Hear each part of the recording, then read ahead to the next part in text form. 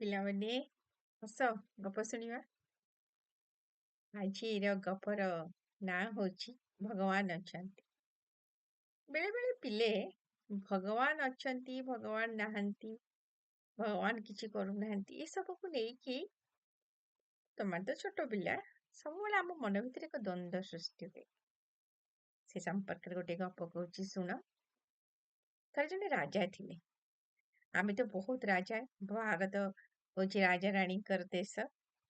ବହୁତ ରାଜାରାଣୀଙ୍କ କଥା ଆମେ ଜାଣିଛେ। ସେମିତି ଜଣେ ରାଜା ଥିଲେ ଯିଏ ବଡ ନାସ୍ତିକବାଦୀ, ଭଗବାନଙ୍କୁ ଜମା ବିଶ୍ୱାସ କରନ୍ତି ନାହିଁ, କହନ୍ତି ଭଗବାନ ନାହାନ୍ତି ବୋଲି। ତେଣୁ ପଣ୍ଡିତ ମାନେ ତାଙ୍କ ରାଜ୍ୟରେ ଥିବା ପଣ୍ଡିତ ମାନେ ବହୁତ ବ୍ୟସ୍ତ ହେଇଯାଆନ୍ତି। ଭଗବାନ ରାଜା ମାନୁନାହାନ୍ତି, ଭଗବାନଙ୍କୁ କଣ କରିବା? ଯେତେ ପୁରାଣ ଶାସ୍ତ୍ର ସବୁକୁ ମିଛ ବୋଲି କୁହନ୍ତି, ଏ ପୁରାଣ ଶାସ୍ତ୍ର ସବୁ ମିଛ, ଭଗବାନ ଜମା ନାହାନ୍ତି। ଦିନେ ପଣ୍ଡିତ ମାନେ ଭଗବାନ ରାଜାଙ୍କୁ ବୁଝେଇବା ପାଇଁ ଚେଷ୍ଟା କଲେ, ରାଜା ଜମା ବୁଝିଲେନି। ତାପରେ ଆଖପାଖର ଯେତେ ସବୁ ରାଜ୍ୟର ପଣ୍ଡିତ ମାନେ ଆସିଥିଲେ, ଦିନେ ସମସ୍ତେ ଆସିଥିଲେ। ଆସିକି ଭଗବାନ ରାଜାଙ୍କୁ ବୁଝେଇବା ପାଇଁ ଚେଷ୍ଟା କଲେ। ବହୁ ଶାସ୍ତ୍ର ପୁରାଣ ର ସବୁ ବହୁତ ଉଦାହରଣ ଦେଲେ ଏବଂ ବୁଝେଇଲେ। ଭଗବାନ ଇଏ ବୁଝିଲେ ନାହିଁ। କିଏ ସେ?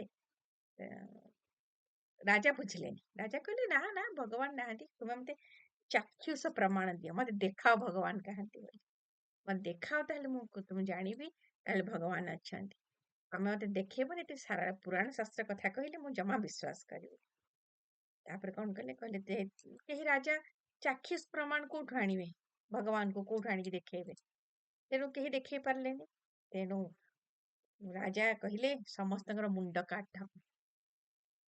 ବଡ ବ୍ୟସ୍ତ ହେଇକି ସବୁ ପଣ୍ଡିତ ମାନେ ଏକ ସ୍ୱରରେ ଭଗବାନଙ୍କୁ ଡାକିଲେ। କଣ କରିବେ? ସମସ୍ତଙ୍କୁ ଯଦି ମୁଣ୍ଡ କାଟ ହେଇଯିବ, ପଣ୍ଡିତ ମାନେ ସମସ୍ତେ ମରିଗଲେ, ଏ ରାଜ୍ୟ କଣ ହବ? ତାପରେ ପଣ୍ଡିତ ମାନଙ୍କ ପରିବାର ଅଛି। ସମସ୍ତେ ବ୍ୟସ୍ତ ହେଇକି ଭଗବାନଙ୍କୁ ଡାକିଲେ।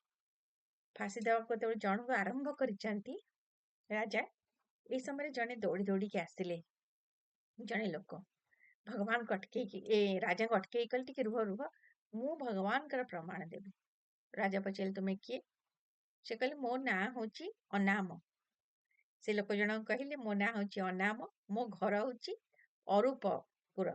ମୋ ଘର ହଉଛି ଅରୂପପୁର, ମୋ ନାଁ ହଉଛି ଅନାମ। ରାଜା କହିଲେ, ମୁଁ ତ ଏମିତି ଗାଁ ନାଁ ଜାଣିନି। ସେଠୁ ସେ ଲୋକ ଜଣକ ଅନାମ କହିଲେ, କାଇଁ ମତେ ତମେ ଚିହ୍ନିନ? ନା ମୁଁ ତୁମକୁ ଚିହ୍ନିନି, ମୋର ପାଖ ଗାଁରେ ମୋର ଅରୂପପୁର ମୋର ଗାଁ। ରାଜା କହିଲେ, ମୁଁ ତ ମୋ ରାଜ୍ୟର ସବୁ ଲୋକଙ୍କୁ ଜାଣିନି, ମୋ ରାଜ୍ୟର ସବୁ ଗାଁକୁ ଜାଣିନି, ମୁଁ କେମିତି ତମକୁ ଜାଣିବି? ସେଠୁ ସେ ଅନାମ ନାମଧାରୀ ବ୍ୟକ୍ତି ଜଣକ କହିଲେ, ତମେ ଜଣେ ରାଜା ହେଇକିରି ତମର ସମସ୍ତଙ୍କର ରାଜ୍ୟର ନାଁ ଜାଣିନ, ଗାଁ ଜାଣିନ, ତମେ କାହାକୁ ଚିହ୍ନିନ ବି, ଆଉ ତାହେଲେ କହିଲ ଦେଖି, ଯୋଉ ଭଗବାନ ଏ ସାରା ସଂସାରକୁ ତିଆରି କରିଛନ୍ତି, ଏ ବିଶ୍ୱକୁ ସୃଷ୍ଟି କରିଛନ୍ତି, ଏବଂ ଏଇ ଯେତେ କୀଟ ତରୁଲତା ପତଙ୍ଗ ଯାହା ସବୁ ଅଛି, ଯାହାକୁ ସେ ସୃଷ୍ଟି କରିଛନ୍ତି, ସେ ଭଗବାନଙ୍କୁ କେମିତି ତୁମକୁ ପ୍ରମାଣ ଦେବେ? ସେ ଭଗବାନଙ୍କ ନାଁ ସେମିତି କେମିତି କହିବେ? ଭଗବାନଙ୍କୁ ଆଣିକି ତୁମକୁ କେମିତି ଦେଖେଇବେ ପଣ୍ଡିତ ମାନେ? ଯାହା କେବଳ ଆମେ ଅନୁଭବ କରୁଛେ, ସେଇଟା ହିଁ ହଉଛନ୍ତି ଭଗବାନ। ତୁମେ ଯେମିତି ବିଶ୍ୱାସ କରୁଛ, ହଁ ମୁଁ ପାଖ ଗାଁର ହେଇଥିବି ବୋଲି, ଠିକ ସେମିତି ଆମେ ଭଗବାନଙ୍କୁ ବିଶ୍ୱାସ କରୁଛୁ। କାରଣ ଏଇ ସବୁ ପତ୍ର ଛତ୍ର ପ୍ରତି ସତା ଭିତରେ ଭଗବାନ ହିଁ ଅଛନ୍ତି। ଭଗବାନଙ୍କୁ ଜାଣିବା ପାଇଁ ହେଲେ ମନ ହୃଦୟଟିଏ ଦରକାର, ବିଶ୍ୱାସ ଦରକାର। ନିର୍ମଳ ହୃଦୟ ଥିଲେ ଭଗବାନଙ୍କୁ ଅନୁଭବ କରିହୁଏ। ବାୟୁକୁ ଯେମିତି ଅନୁଭବ କରିହୁଏ, ଈଶ୍ୱରଙ୍କୁ ସେମିତି ଅନୁଭବ କରିହୁଏ। ତେଣୁ ତମେ ଭାବୁଛ ଏଇ ଯୋଉ 6ଟା ଯାକ ଋତୁ ହଉଛି, ଗୋଟେ ପରେ ଗୋଟେ ଋତୁ ଆସୁଛି, ତାକୁ କିଏ କରୁଛି? ତୁମେ କଣ ଚାହିଁଲେ, ହେ ରାଜା, ତୁମେ ଚାହିଁଲେ ଗ୍ରୀଷ୍ମ ପରେ ବର୍ଷାକୁ ଆଣିପାରିବ? ନା ବର୍ଷା ପରେ ଶୀତକୁ ଆଣିପାରିବ? କଣ କରିପାରିବ? କିଛି କରିପାରିବନି। ତୁମେ କଣ ଚାହିଁଲେ ଅଟକେଇ ପାରିବ ଏ ପବନ ବାତ୍ୟା ବା ଋତୁ ଦିନ ଦଣ୍ଡକୁ ଅଟକେଇ ପାରିବ? ନା, ତମେ ତ କିଛି କରିପାରିବନି। ଏଇ ଯୋଉ ସବୁ କରୁଛନ୍ତି, କିଏ ଆକୁ କରୁଛି?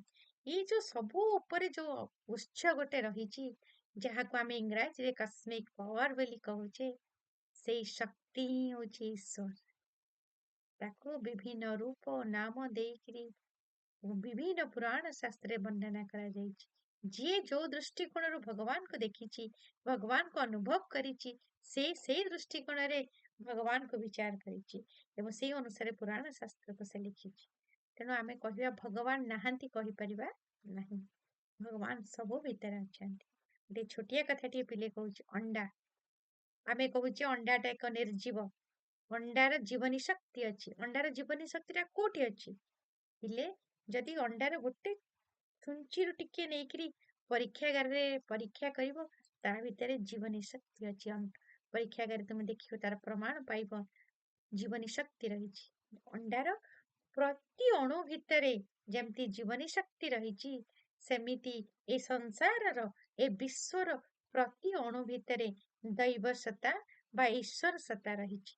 ताको केवल अनुभव करिवार अछि। तेणु भगवान सबुठी अछंती। ईश्वर अत्र तत्र सर्वत्र हरि विद्यमान। तो सबुठरे ईश्वर सत्ता रहिछंती। ताको केवल अनुभव करिवे। बुझिले पिले? तेणु सब भितरे जोठी तुमे जहा करूछ तुमे भाबो जे भगवान ही देखुछंती।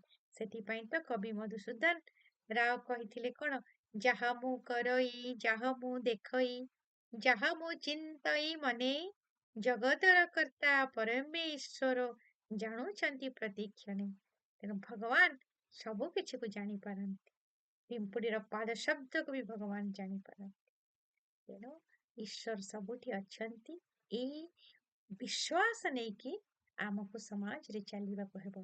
तेणु आम भितरे दैव प्रीति पाप भीति आम भितरे दैव प्रीति पाप भीति सृष्टि हो। लेट रखुची आज गप थिला ईश्वर अछंती। तेणु ईश्वर सबुठी अछंती।